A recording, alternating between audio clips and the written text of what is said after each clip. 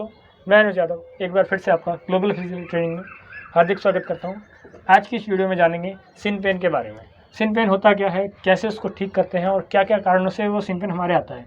ज़्यादातर ये सारी वीडियो मतलब जितनी भी आपने यूट्यूब पे वीडियो देखी होगी उसमें आपको बताया जाएगा कि आप ये दवाई ले लें, आप ये एक्सरसाइज कर लें, आपकी इस चीज़ की कमी से आपका सिन पेन हो रहा है। मैं आपको हर एक चीज़ के बारे में बताऊँगा कि सिन पेन को आप कैसे ठीक कर सकते हैं और किस कारणों से ये होता है। तो सबसे पहले आप जानिए कि सिन पेन को किस किस नामों से जानते हैं।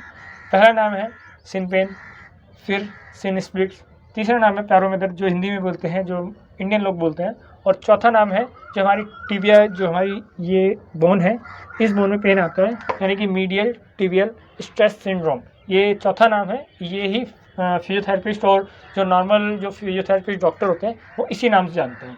इसका शॉर्ट फॉर्म है MTSS। तो आपको मैंने नाम बता दिया, अब जानेंगे इसके कारण क्या क्या हैं। तो चलिए स्टार्ट करते हैं। सबसे पहले जानेंगे इसके कितने कारण हैं और ये किस किस कारणों से हमारे सिन पेन आता है।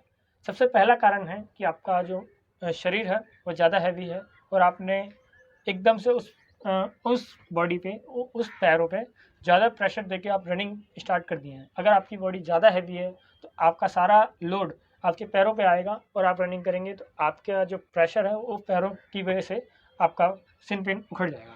यानी कि आप ये देखिए कि आप जब रनिंग कर रहे हैं, आपकी वेट ज़्यादा है, तो जो ग्राउंडेड प्रेशर है, मतलब ज़मीन रोड है जो, वो आपको डबल पे प्रेशर देगी, क्योंकि न्यूटन का जो दूसरा लॉ है वो इस पर लागू होता है। मतलब क्रिया प्रतिक्रिया, एक्शन रिएक्शन। अगर आप किसी चीज़ पे प्रेशर देंगे तो आपका जो प्रेशर है वो रिटर्न आएगा। तो यही सेम चीज़ आपकी बॉडी के हिसाब से हो रहा है। जब आप किसी सर्फेस पे रनिंग कर रहे हैं तो आप उस चीज़ को प्रेशर देके अपनी बॉडी को छाल रहे हैं। तो जितना प्रेशर आप बॉडी पे देंगे उतना ही प्रेशर ज़मीन आपको देगी। तो वो जो झटका ज़मीन आपको दे रही है उसकी वजह से आपका प्रेशर आएगा। ये आपका पहला कारण है कि आपका जो वेट है वो बहुत ज़्यादा है, तो उसकी वजह से आपका पहला कारण ये, उसकी वजह से आपको पेन आ सकता है। दूसरा कारण जानेंगे कि आप एक नए धावक हैं और आपने एकदम से रनिंग स्टार्ट की है और ओवरलोड कर दी है। नए धावक हैं और ओवरलोड कर दिया। ज़्यादातर लोग ये करते हैं कि उनका जो फिजिकल है वो नियर बाय है और वो पहले से तैयारी नहीं करते। 1-1.5 महीना रहता है या उनको जो डेट मिलती है उसके हिसाब से वो तैयारी करते हैं। एकदम से बॉडी लोड देते हैं और उसके बाद एकदम से उनके पैरों में प्रेशर आता है और स्ट्रेच हो जाता है।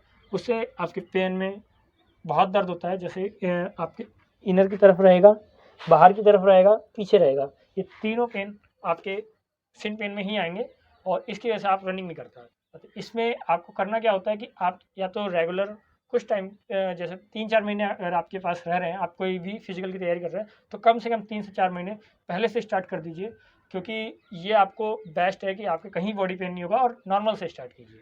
तो अब जानेंगे तीसरा कारण। रुकिए, अब हम जानेंगे तीसरा कारण। तीसरा कारण ये है कि आप कच्चे मैदान यानी मिट्टी के मैदान में ना दौड़ के आप रोड रनिंग कर रहे हैं, रोड पे दौड़ रहे हैं, पक्के सरफेस पे दौड़ रहे हैं। पक्के सरफेस पे दौड़ने से आपके जो पैरों में प्रेशर है वो ज़्यादा लगेगा। कच्चे मैदान में जो आपकी बॉडी का प्रेशर है वो मिट्टी झेल लेती है, लेकिन पक्का जो मैदान होता है यानी रोड जो होती है वो आपकी बॉडी को डबल इफेक्ट देती है। मतलब आपकी जो बॉडी प्रेशर नीचे जाएगी उसका डबल प्रेशर आपके पैरों पे आएगा, तो उसकी वजह से आपको सिर पेन हो सकता है। तो तीसरा कारण आपने देखा कि रोड रनिंग। चौथा कारण है कि आप बॉडी पे ज़्यादा जंपिंग एक्सरसाइज कर रहे हैं, मतलब आपने वार्म अप नहीं किया, कूल डाउन नहीं किया और आप नॉर्मल जंपिंग एक्सरसाइज करके रनिंग करने के लिए चले गए। तो जितनी ज़्यादा जंप लोगे उतना ज़्यादा प्रेशर आपके पैरों पे आएगा। तो इसके कारण आपको भी सिर पेन हो सकता है। पाँचवा कारण जानेंगे कि आपके सिर पेन क्यों होता है। पाँचवा कारण आपके शूज़ की वजह से हो सकता है। अगर आपका जूता आर्च में नहीं है, मतलब वी शेप, सी टाइप में नहीं है, तो भी आपके पेन हो सकता है। मतलब अगर आपके जो जूता है वो हल्का सा यहाँ से अंदर की तरफ नहीं है, कर्व नहीं है, तो आपके पेन हो सकता है, क्योंकि आपका जो पैर है वो एक ही तरफ झुका रहेगा, जिससे आपके पैरों में दर्द आ सकता है। इसमें देखो, अगर ये चीज़ है, यहाँ पे अगर गैप नहीं है तो आपके पेन आ सकता है। सीधा पैर रहेगा तो आपका सारा प्रेशर बाहर की तरफ रहेगा, मतलब इस तरफ रहेगा। इस तरफ रहने से आपका ये वाला पेन उखड़ सकता है। अगर यही चीज़ आपका हल्का सा कटा रहेगा तो आपका जो प्रेशर है वो पूरा पैर लेगा, तो उससे पेन कम होगा। पाँचवा कारण जाना। सिक्स जो कॉज है वो आपका लॉन्ग रनिंग है। अगर आप डेली के डेली एक ही वर्कआउट कर रहे हैं, यानी आप सिर्फ लॉन्ग रनिंग मार रहे हैं और वो भी कम से कम 10 से 12 किलोमीटर, 8, 10, 12 किलोमीटर इतनी मार रहे हैं, तो भी आपका सिन पेन उखड़ सकता है। और ये छठा कारण है। सातवां कारण आप जानिए कि आप जब जंप कर रहे हैं, आप डेली के डेली जंप, एक ही वर्कआउट, मतलब आपकी जंप नहीं आ रही है, आप सोच रहे हैं कि हमारी रनिंग आ चुकी है तो हम जंप कर लेते हैं, तो आप डेली अगर जंप कर रहे हैं तो आपके सिन पेन आ सकता है। सिन पेन के साथ साथ आपको उसको नी में पेन और एंकल में पेन तीनों आ सकते हैं। तो आपको पहले ही बता दूँ कि अगर आप वर्कआउट कर रहे हैं तो डेली एक वर्कआउट मत कीजिए।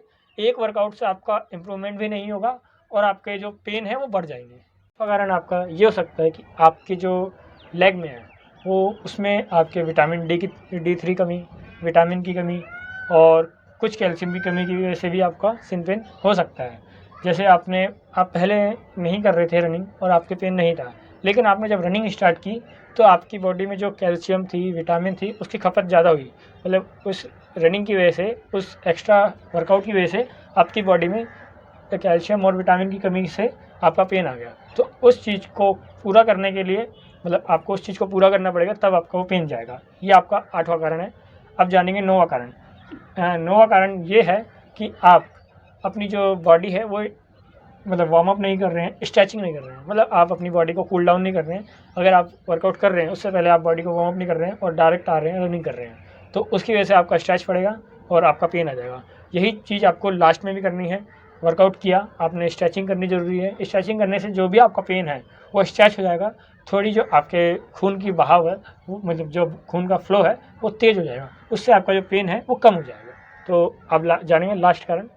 एक लास्ट कारण ये भी है कि अगर आप कई टाइम बाद रनिंग करते हैं, जैसे 1 साल बाद, 1.5 साल बाद आपने रनिंग फिर से स्टार्ट की, आपने 1-1.5 साल पहले अच्छा खासा टाइम ले आए थे, 5 मिनट, 4.5 मिनट, या भी आप जो भी टाइम आपका था वो लेके आपका किसी भी कारण से आपने छोड़ दिया या छूट गया, तो उसके बाद आपने फिर से स्टार्ट किया किसी भी कारण से, जैसे आपका कोई फिजिकल है, कोई भर्ती है, लेकिन उसकी वजह से आपने जब स्टार्ट किया तो आपके पेन आ गया। तो एक ये कारण हो सकता है कि आपने कई दिनों बाद फिर से स्टार्ट किया तो आपका जो प्रेशर है वो दोबारा से आ गया है, तो उसकी वजह से भी आपका पेन आ सकता है। किस कारणों से आपके शिन पेन हो सकता है, अब हम जानेंगे इसके क्या क्या उपाय हैं और किस किस कारणों से, मतलब किस किस उपायों से आप इस पेन को ठीक कर सकते हैं। आपने देखा था कि आपका जो फैट है उसकी वजह से भी आता है, आपके कैल्शियम की वजह से भी आता है, आपके शूज़ की वजह से, रोड रनिंग से, मतलब आपने टोटल 7 से 8 या 10 कॉजेज़ की वजह से आपने देखा कि आपके पेन आता है। अब जानेंगे कि इसके किस किस उपाय से, एक तो आप स्ट्रेचिंग करके, मतलब आप एक्सरसाइज करके इसको पेन को रिलीव कर सकते हैं। बाकी जो नॉर्मल कारण है जो आप आराम से कर सकते हैं उसके बारे में भी जानेंगे। तो चलिए स्टार्ट करते हैं, और वीडियो को आखिरी तक ज़रूर देखना, जिसमें आपको मैं कुछ ऐसी स्ट्रेचिंग, कुछ ऐसी टैबलेट्स वगैरह बताऊंगा जिससे आपका जो पेन है वो बहुत ही जल्दी ठीक हो जाएगा। और क्योंकि आपका जो फिजिकल है वो नियर बाय रहता है तो आपको रनिंग भी करनी पड़ती है और इस दर्द को सहते हुए, तो आप वीडियो को लास्ट तक जरूर देखें। पहला उपाय आप जानिए कि आपको आगे, मतलब जैसे आपके पेन ज़्यादा बढ़ गया है या आपके पेन आ गया है, तो आपको उस चीज़ के लिए प्रोटेक्शन रखनी है, यानी कि आप उस चीज़ को और आगे ना करें।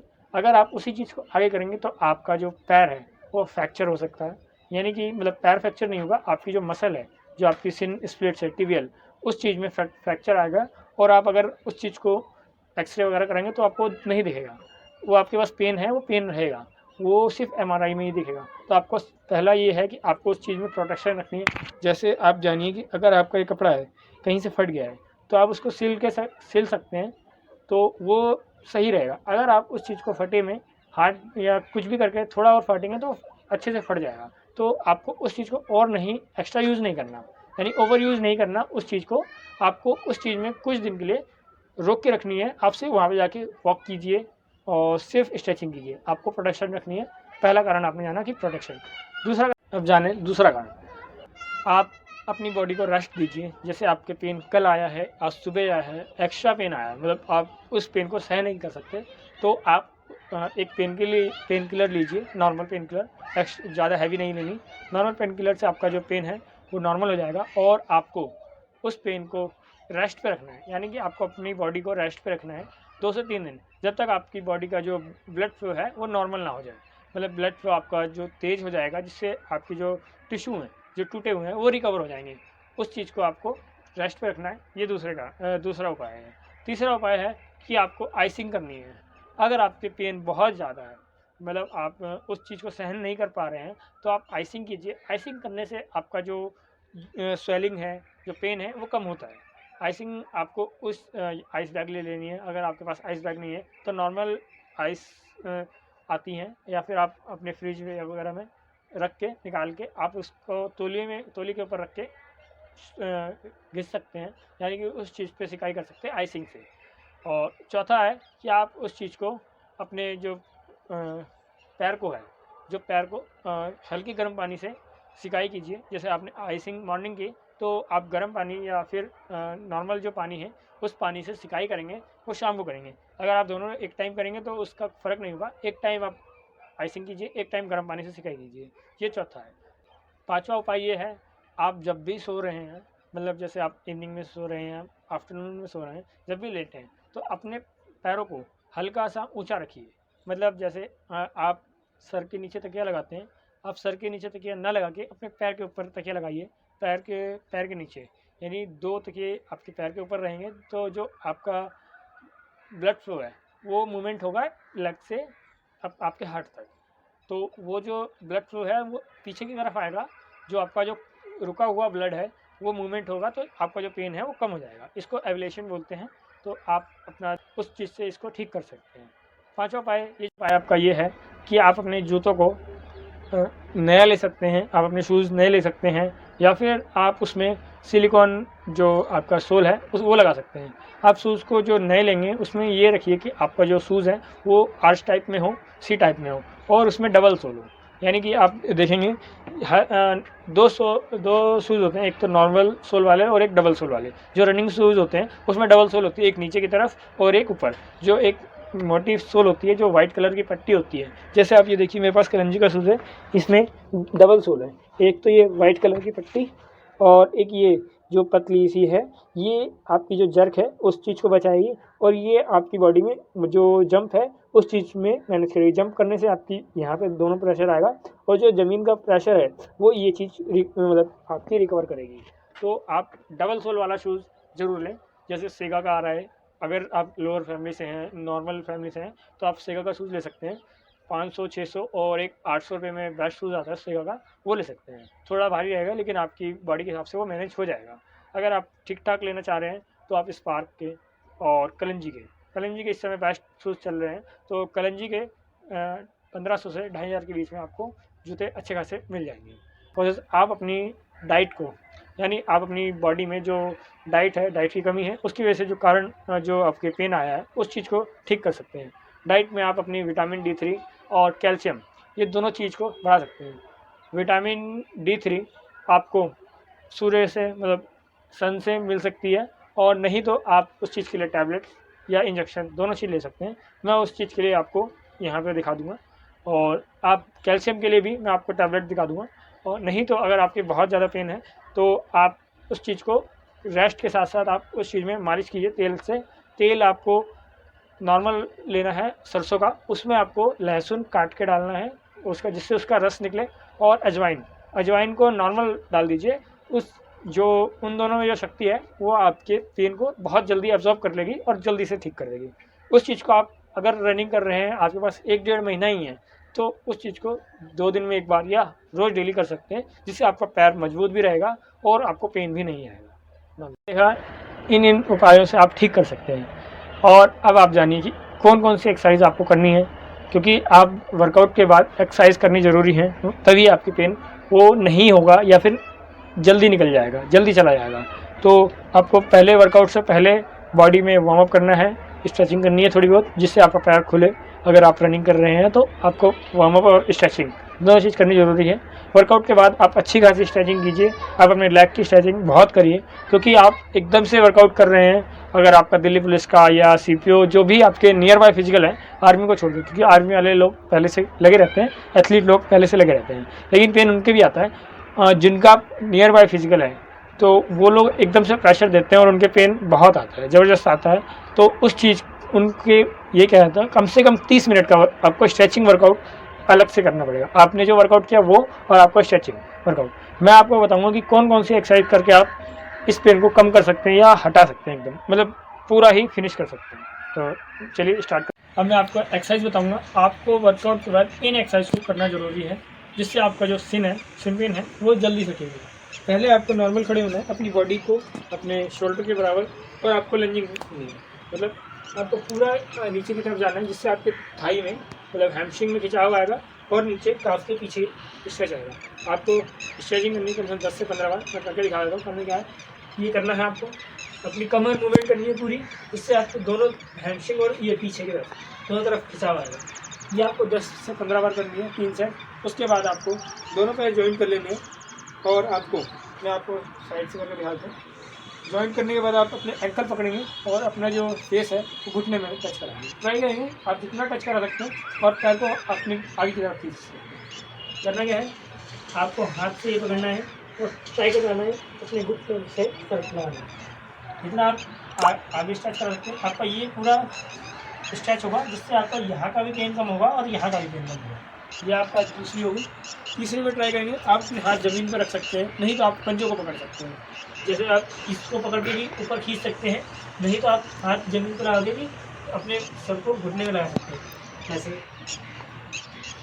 ये आपकी तीसरी एक्सरसाइज होगी। चौथी एक्सरसाइज में आप क्या करेंगे, एक पैर आपका सीधा रहेगा, दूसरा पैर थोड़ा सा आगे रखेंगे और पंजों को ऊपर उठा लेंगे। पंजों को ऊपर उठाने के बाद सेम एक्सरसाइज आपको लंजिंग करनी है। ये चीज़, इस चीज़ में आपके यहाँ से पूरा प्रेशर होते हुए ये यहाँ तक आएगा।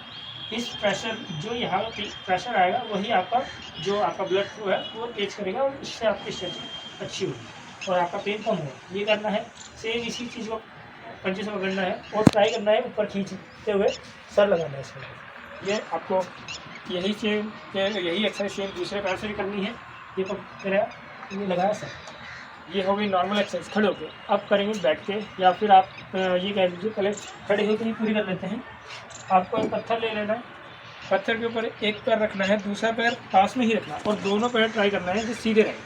सेम एक्सरसाइज आपको पंजे से करनी है, लंजिंग, और यही एक्सरसाइज आपको पंजे ऊपर उठाते हुए होल्ड करना है। ये हो गई आपकी, और यही सेम एक्सरसाइज इधर से करनी है और होल्ड करनी है। ये आपको नॉर्मल खड़े भी हो गई। अब करेंगे आप बैठ के सेम यही एक्सरसाइज आपको बैठना है, नॉर्मल रनिंग करनी है। यही जितनी भी एक्सरसाइज आपको बता रहा हूँ, आपको कम से कम 10 से 15 बार, मतलब 15 रेपिटेशन लगानी है। ये करना है। पंजे पकड़ने पहले आप, अगर आपके पंजे हाथ तक पंजे नहीं पहुँच रहे हैं, आपकी बॉडी फ्लेक्सिबल नहीं है, तो आप एंकल पकड़ के सर लगा सकते हैं घुटने में, नहीं तो पंजे पकड़ के सर लगा सकते हैं घुटने में। ये हो गई नॉर्मल। ठीक है, फिर नॉर्मल कपड़ा, तौलिया या कुछ भी ले लेना है, उसमें आपको सिंगल पैर से आगे की तरफ ले आना है और अपना ट्राई करें। मतलब हर एक एक्सरसाइज में ट्राई करना है कि आपका घुटना सीधा रहे। इस एक्सरसाइज में आपको करना क्या है, इस चीज़ को ऊपर खींचना है, अपने पंजों का प्रेशर ऊपर की तरफ देना है। आपका पूरा प्रेशर ये जो काफ के नीचे स्ट्रेच होगा, और नॉर्मल 3 से 4 सेकंड आप ऊपर स्ट्रेच कीजिए, 3 से 4 सेकंड आप होल्ड कीजिए। ये स्ट्रेच घुटना आपको ट्राई करना है नीचे रखने की, और नॉर्मल। ये करने के बाद आप सेम ही एक्सरसाइज दूसरे लेग से भी करेंगे। अगर आपके राइट लेग में पेन है तो आपको राइट लेग में करना है, साथ में आपको लेफ्ट लेग में करना है, क्योंकि आप उस चीज़ को ठीक कर देंगे उस लेग को, लेकिन उसके साथ साथ आपको दूसरा लेग भी स्ट्रेंथ उसमें लानी पड़ेगी, वरना आपका जो जब ये ठीक होने के बाद आपका इस चीज़ में प्रेशर आ सकता है। तो आपको सेम यही एक्सरसाइज दूसरे लेग से भी 3 सेकंड ऊपर होल्ड नॉर्मल, 3 सेकंड ऊपर होल्ड नॉर्मल। ये हो गई आपकी नेक्स्ट एक्सरसाइज। अब जानेंगे इसके बाद एक्सरसाइज आप क्या करेंगे। आप एक नॉर्मल दीवार पे आ जाइए, ये अपने ये आपके पास कम से कम 3 से 4 इंच का ये होना चाहिए। इसमें आप जैसे आप या तो जीने में खड़े हो सकते हैं, 2 या 1 ही ले सकते हैं। इसमें आपको सिंगल लेग से स्ट्रेच करना है, ये पूरा पीछे स्ट्रेच, ये पूरा ऊपर स्ट्रेच। आपके काफ पूरे यहाँ से चढ़ने चाहिए, ये पूरे यहाँ पे कट आनी चाहिए। ये नॉर्मल नीचे स्ट्रेच, ये ऊपर स्ट्रेच। सपोर्ट ले सकते हैं, नहीं तो आप खुद नॉर्मल खड़े होकर भी कर सकते हैं। ठीक है, ये चीज़ आपको नॉर्मल दोनों पैर से करनी है। फिर यही एक्सरसाइज आपको डबल लेग से भी करनी है। डबल लेग से आप जीने में जा सकते हैं, क्योंकि आपका ये जो पैर है वो इससे ज़्यादा बड़ा है, तो आप जीने में भी जा सकते हैं, वरना आप एक पत्थर के सहारे भी कर सकते हैं। ये आपने पूरा स्ट्रेच किया, पूरे स्ट्रेच में आपका यहाँ से पूरा स्ट्रेच आएगा, फिर वही ऊपर स्ट्रेच और नीचे स्ट्रेच। सेम ऊपर स्ट्रेच, नीचे स्ट्रेच, ऊपर स्ट्रेच, नीचे स्ट्रेच। ये करने के बाद आप नेक्स्ट एक्सरसाइज आप ये कर सकते हैं, आप अपनी बॉडी को दीवार के एकदम पास ले जाके पूरा ऊपर स्ट्रेच करेंगे और ट्राई करेंगे कि बॉडी जितनी ऊपर खींच सकती है आपको ऊपर खींचनी है, आपको काफ ऊपर खींचने पूरे। और यहीं पे आपको 10 से 15 सेकंड होल्ड करने हैं और 10 से 15 सेकंड करने के बाद आप नॉर्मल आएंगे, फिर 15-20 सेकंड आप नॉर्मल रिलैक्स रखेंगे, फिर एक बार और 15 से 20 सेकंड होल्ड करना। तो इस एक्सरसाइज को आप 2 मिनट तक कर सकते हैं। ये हो गई आपकी नेक्स्ट एक्सरसाइज। अब आप जानेंगे कि इसके अलावा आप इन एक्सरसाइज से आप इस चीज़ को ठीक कर सकते हैं। और मैं आपको कुछ दवाइयाँ बता देता हूँ, जैसे आपको इंजेक्शन, अगर आपको बहुत ज़्यादा पेन है तो इंजेक्शन लेना है, नहीं तो आप नॉर्मल टैबलेट्स और बाकी जो आपके नॉर्मल एक्सरसाइज हैं इन सब से भी ठीक हो जाएगा। अगर आपका 10 दिन, 15 दिन या 1 महीने के अंदर आपका फिजिकल है और आपका ये जा नहीं रहा है, दर्द नहीं जा रहा है, तो आप इस इंजेक्शन को ले सकते हैं। नहीं तो आप अपने फिजियोथेरेपिस्ट नियर बाय डॉक्टर से कंसल्ट कर सकते हैं। डॉक्टर आपके स्पोर्ट्स से ही रिलेटेड हो तो ही दिखाएं। नॉर्मल डॉक्टर आपको सिर्फ पेन किलर और नॉर्मल पेन किलर इंजेक्शन ही देंगे। वीडियो लास्ट तक देखने के लिए धन्यवाद। मैं ऐसी ही वीडियो, मतलब आपको स्पोर्ट्स से रिलेटेड ही वीडियो लाता रहूँगा। आपका जो फिज़िकल है वो अच्छे से अच्छा कराने की कोशिश करूँगा कि आपका जो फिज़िकल है वो जल्दी से जल्दी क्लियर हो और बिना पेन के क्लियर हो। तो आप हमारे चैनल पे बने रहें, चैनल को सब्सक्राइब करें, वीडियो को लाइक करें और कमेंट ज़रूर करें।